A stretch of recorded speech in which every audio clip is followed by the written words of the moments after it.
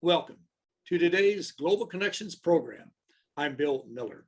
Today, we're going to take a look at some of the major crises going on around the world and what the role of the United Nations is in helping to alleviate some of these problems. My guest is an expert on these topics. Mr. Steve Schlesinger is a fellow at the Century Foundation in New York City. Mr. Schlesinger authored Active Creation, Founding of the United Nations. Steve Schlesinger, welcome to today's Global Connections program. Thank you for having me. I appreciate it. We could do a show every week. There's so many hotspots around the world. I mean, my goodness, just to try to keep up with them. But Steve, I appreciate you doing this. Yeah, you wrote a very interesting book. It's just a remarkable book, Active Creation, Founding of the United Nations. Just very briefly, in a few sentences, how has the UN changed from its mandate in 1945, coming out of World War II, to where we are today, dealing with regional conflicts, dealing with diseases that we'd never heard of, dealing with climate change and that type of thing? Well, you know, the UN started out as primarily a security body because civilization had gone through two great world wars, First World War and Second World War, which killed 90 million people or so. So the idea of the UN was to prevent a third world war. And in doing so, the UN security body was set up, the General Assembly, to bring all the states of the world together, all in a way to ramp down the outbreak of violence. Nonetheless, the UN realized there were a lot of other issues that create peace in the world. Environmental degradation is terrible, loss of water rights, the issue of health. All these kind of divisive issues required the UN to actually broaden its mandate. So you have now UN agencies which are spun off in different directions, dealing with refugees and health and transportation and so on. And so in that sense, the UN is being reactive to the world's issues of today, and therefore has enormously expanded its purview around the globe. Mm-hmm. And these issues were not even in anyone's minds back in 1945. The world has changed quite dramatically. And if our viewers would like, if they'd like more information on some of your articles and many of these other topics that we won't get to today, they can go to www.stephenschlesinger.com to tap into some of these. Well, there's so many crises we could deal with, but the big one right now has to be Ukraine with the Russian invasion. And of course, what we say today will be history tomorrow and maybe totally changed by the weekend. So by the time this show comes out, but as you view this situation, what role can the United Nations play, or certainly is playing at this juncture, to help alleviate this illegal invasion of Russia into a sovereign Ukraine? Well, you know, the Russian invasion of Ukraine displays both the strengths and weaknesses of the UN. Obviously, the strengths are that the UN can rivet a world opinion by focusing all the states of the globe in a single forum, namely the UN General Assembly and the UN Security Council, about how to deal with this aggressive action by the Russian state into a democratic country like Ukraine. That is the strength. It brings together the world opinion around a single dramatic issue.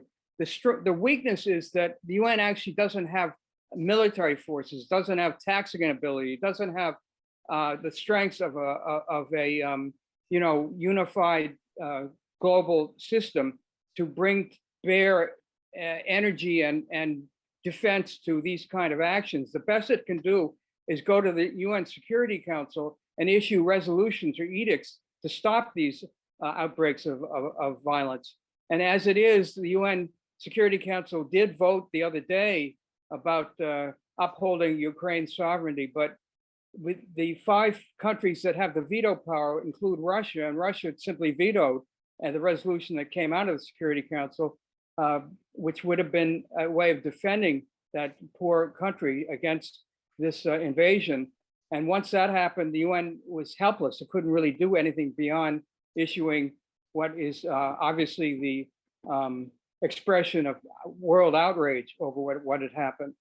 Now, it is possible that the issue could be kicked over to the General Assembly, and that's still a further venture that could happen, in which all 193 countries could actually be represented rather than just the 15 countries on the Security Council. We'll have to see how that plays out.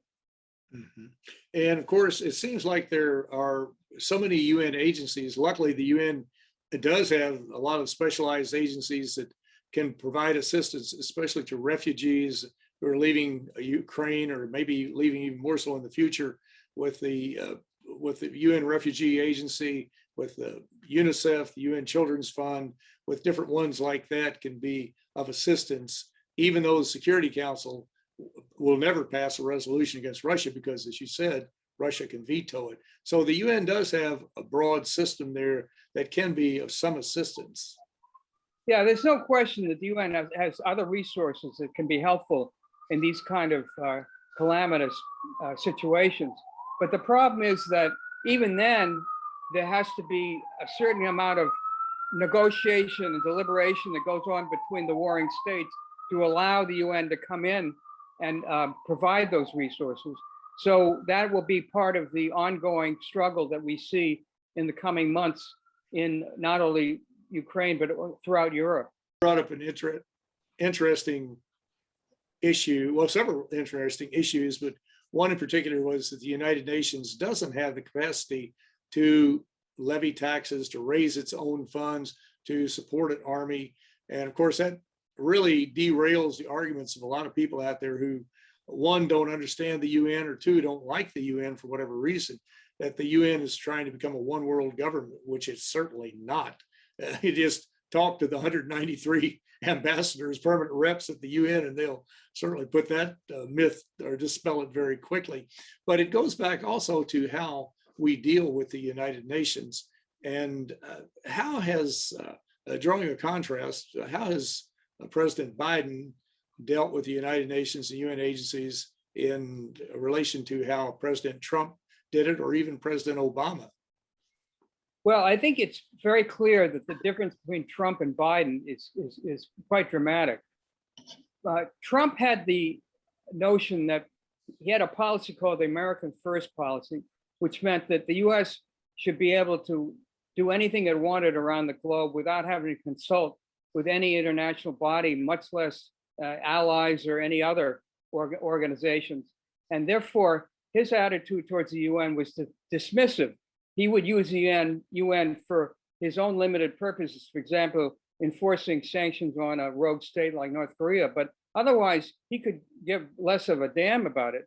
And frankly, the Biden approach is more in line with his own party's approach towards international relations, which is multilateralism, a belief that you have to have a community all together acting on as one in order to solve problems.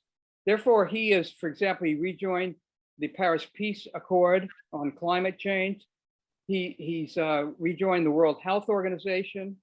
In the UN itself, he's had our government go back to the Human Rights Council. All these different agencies, which in one way or the other, Trump withdrew from because of that American First policy.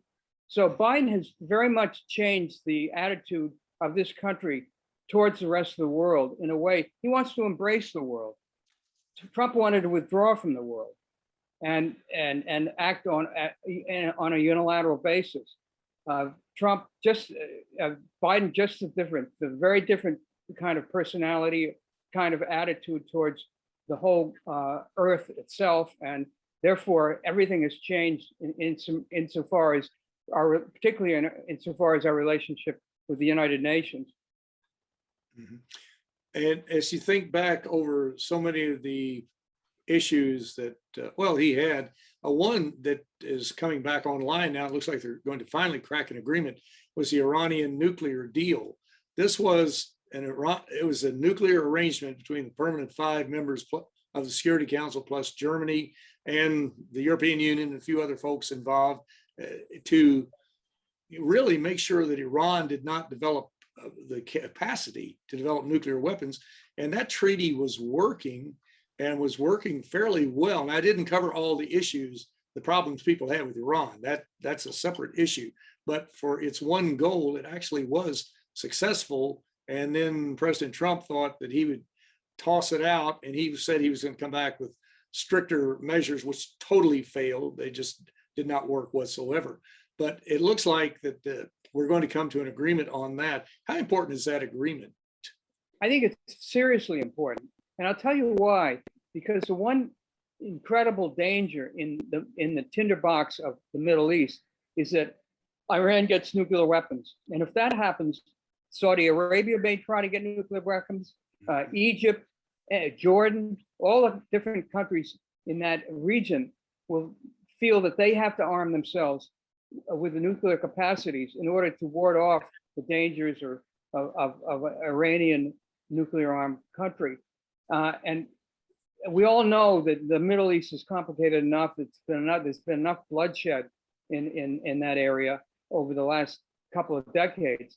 To put on top of that nuclear weapons, you're talking about, practically the end days for that whole civilized area, the area which was the beginnings of civilization.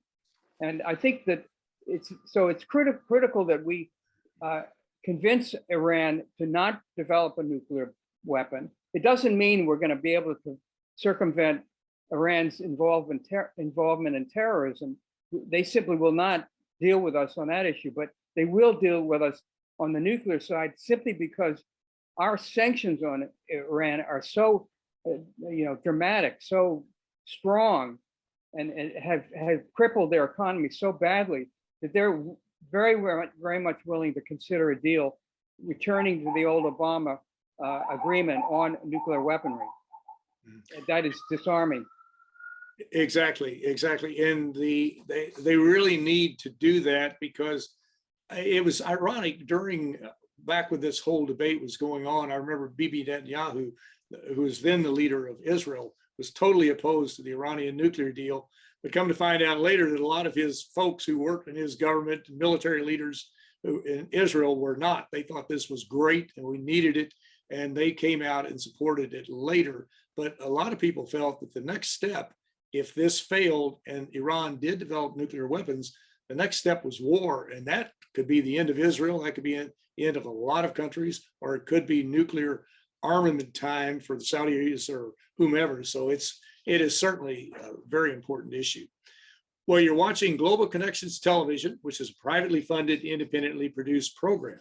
The opinions expressed on Global Connections are solely those of the moderator and his guest. We'd invite our viewers to go to our website at www.globalconnectionstelevision.com to view previous programs. Also, if you're involved with a PBS or community access television station, or perhaps an educational institution that has an intra-campus television hookup, or you have a podcast, or you just have a computer and you like our shows and you'd like to share them, please feel free to do so. Global Connections Television is provided at no cost as a public service to help us better understand international issues and how they impact our lives. Today, we're taking a look at a couple of the hotspots around the world, some of the major crisis points, and looking at the role of the United Nations in helping to diffuse these crises. My guest is an expert on this topic. Mr. Steve Schlesinger is a fellow at the Century Foundation in New York City. Mr. Schlesinger authored Act of Creation, Founding of the United Nations. Steve, we're talking about a variety of issues and a variety of topics. And of course, a large part of the success of any organization, with the United Nations in particular, depends upon, first off, the leadership. And the current Secretary General of the United Nations is Antonio Guterres, who is into his second 5-year term. But it also depends upon the involvement of the at least major players, the major countries or states at the United Nations, with 193 of them. What role are they playing in general? First off, how do you view Antonio Guterres' leadership at this point?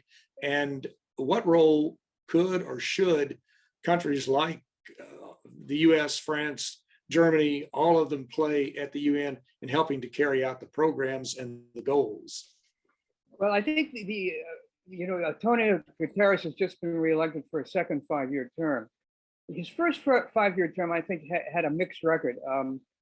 He was very powerful on the issue of climate control. He and the UN sponsored the meeting in Glasgow last year on the issue of making sure that we, as a world, focus very powerfully on how to deal with the issue of a Earth which is warming out of control to the point it's going to wreck the economies of practically every country on the planet. And I think he is very well identified with that issue. On the other hand, he's not really been involved in the issue of human rights. In fact, he's sort of disowned involvement in that to the point that he's sloughed all the issues of human rights off to the Human Rights Council, which of course is the body that normally the UN, where the UN addresses those particular matters. But as a leader, as a General Assembly of the largest world security organization, it is incumbent on the Secretary General to help raise these issues of human rights violations in order to sway public opinion for and against countries that either violate them or uphold them. And I'm a little disappointed that he didn't do more in that first 5 years. Now, in his second 5 years, I think he will probably feel more free about addressing human rights because he's not going to be seeking re-election, and therefore he won't require the unanimous support of the 5 veto nations: Russia, China, the United States, United Kingdom, and France, any one of which could have vetoed his re-election.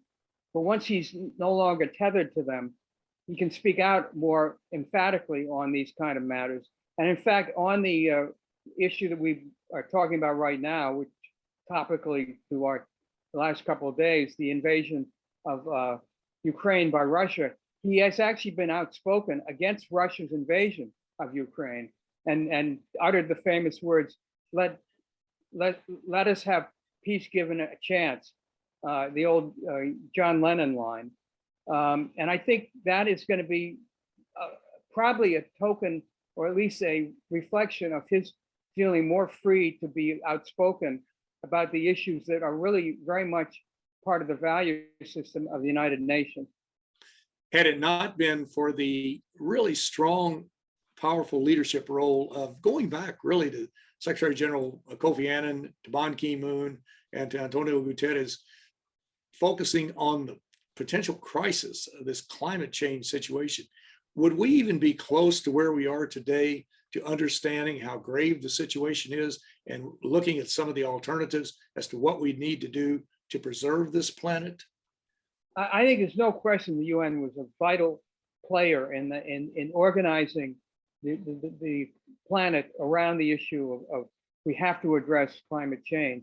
And going back to the Rio Environmental Conference back in the 1970s, you know, the UN has been very much on top of this issue and very much a kind of catalyst to bring states together to do something about it. And I think we sometimes underestimate the power of this organization in a kind of promoting issues that otherwise would be left on the side of the road.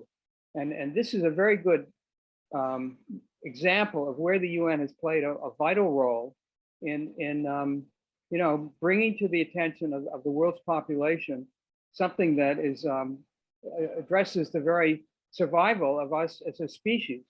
And again, that's part of this same mandate that would prevent the outbreak of a third world war, which would also threaten the existence of our species. So the UN is a vital player in keeping us as a world that is in which human beings can survive. Mm-hmm. You're absolutely right, and that's another point, that the UN touches every person's life on this planet in a positive way, and most of us don't realize that the UN is involved not only in peacekeeping or trying to prevent wars or helping refugees or helping maternal and child health care programs, that type of thing, but the UN agencies help to move mail weather information, aircraft, ships, and international space. These are vital roles that the UN plays, but most of us don't hear about it because they're doing a good job. And why have good news? I guess the media wouldn't want to focus on that. You deal with a lot of people. What are some of the major myths that you hear about the United Nations? I know I mentioned one world government a minute ago, which is not true. It's not a wealthy institution, far from it. It's always begging for more money to try to help with the programs it has. But what are some of the myths you hear? Well, I think one of the myths that is somehow that the UN is irrelevant. You know, it's got a big organization here in New York City, where I am right now, and it has traveling ambassadors around the world. But gee, what role does it really play? Well, in fact, if you look at the past 77 years of UN's existence, it is probably settled over from between 30 and 40 local conflicts around the globe, which if the UN had not been involved, could have spun out of control, any one of them, and become enlarged into a wider war, in fact, maybe into a third world war. I'm just to take an example, El Salvador, Cambodia, or Martinique, Mozambique, Angola, you can go on and on. So Cyprus is another one. The point being that the UN provides peacekeeping forces, you mentioned that earlier, in a way that helps dampen down the conflict, but it also provides negotiators, a team that can go in and use diplomacy to bring parties together. Nobody else can do that. There's no other central global organization that has all these resources that can be brought to bear on these terrible crises. And so that, to me, is probably the one criticism I take most offense at, because people simply brush the UN aside as well. You know, it's nice to have around, but gee, all it is a goody-goody group that, promotes happiness and peace, and it doesn't really do anything beyond that. What a waste of money. And that's just absolutely not true at all, and doesn't even come close to what the organization is all about. Right. It has been said before, if the UN didn't exist, we'd have to recreate it tomorrow or even today, because we have to have a body that brings the countries of the world together to work on these problems of climate change. And there's no loss of sovereignty there. That's another myth that's out there that you hear pushed by some of the right-wing talking heads, and which we see that one of the problems we have in this world is that the media, generally speaking, and I put all of it in the same boat, mainstream media, far right-wing extremists, left-wing extremists, whatever, they so seldom talk about the UN except to criticize it. And they put out so much misinformation, disinformation, and outright nonsense at times. And that kind of leads me into our last minute or so, which is not really fair, but leads into what has been the coverage of the Russian invasion in Ukraine and how abysmal it's been by outfits like Fox, by One American News, by these folks who are just, some of the talking heads are actually pulling for the Russians to win whatever is going to happen in Ukraine. How do you perceive that? I think it's very disappointing in the sense that what that invasion by Russia in Ukraine reflects is the divisions in various different countries. Now, in the United States, it reflects a division within the Republican Party itself, some of which believes that Putin is not a bad guy and should be allowed to take over Ukraine.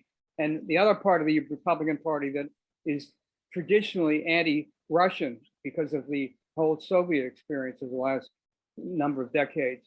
Whereas in the Democratic Party right now, there's almost unanimous support for President Biden and his opposition to what's going on. I think what any invasion does is it reflects the internal domestic dynamics of any country around the world. And I think you're seeing that even in China right now, which on the one hand believes in the sovereignty of nations, but on the other hand has got a kind of loose, link to Russia, which was established right after the Olympic Games.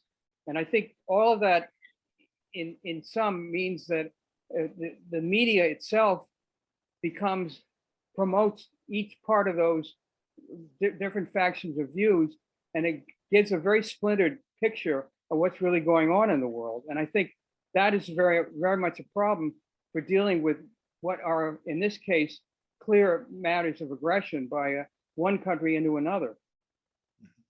Well, Steve Schlesinger, these are very complex issues, as all of them are, to be quite honest. But this Ukrainian situation is going to be even more problematic. And of course, we will look to organizations like the United Nations, NATO, the European Union, to try to help us work through this. And it's so critical that we do that. We heard a siren about 10 minutes into the show, and we decided to leave that in there because that really exemplifies what's going on in Ukraine right now and in many other areas of the world that we don't hear about, where there's fighting going on, people are suffering, people are dying. But Steve Schlesinger, I want to thank you so very much for a very interesting and a very informative program. Thank you very much. I'm Bill Miller. Thank you for joining us today on Global Connections Television.